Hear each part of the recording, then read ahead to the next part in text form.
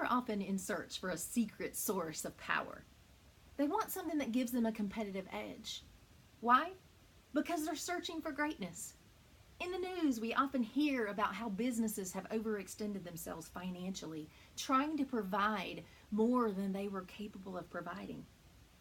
We see athletes taking supplements and even performance enhancing drugs to reach the next level of greatness. How about the men and the women who are working long, extra long hours at the expense of their relationships and their health and often their families, doing whatever it takes to achieve the salary or that position that is going to make them feel great enough? To some degree, we're all seeking greatness. We want to be known. We want to be seen. We want to be significant, to matter, to play an irreplaceable role in a larger story. But here's the truth. There's no secret source code that only a few people have cracked. You're not missing out on anything. Greatness doesn't come from the halls of education. It doesn't come from soaking up wisdom from brilliant minds, from reading how-to books on how to handle your business or your personal affairs. Though these resources are really, really important, and they're important to our growth and our development, they're not the source of our greatness. Our minds are not the source of our greatness. Our greatness is found in our heart. Greatness was placed within each of us in our hearts by God. And the power of God lives in each of us. And where His power is, there is greatness. We're the residents of greatness because we have a God who has decided to reside in us.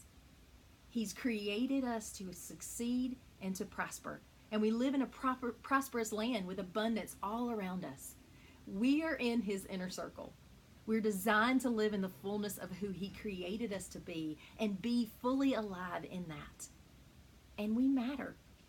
We each have an irreplaceable role in His larger story. And it is our choice to decide to unlock that greatness within us.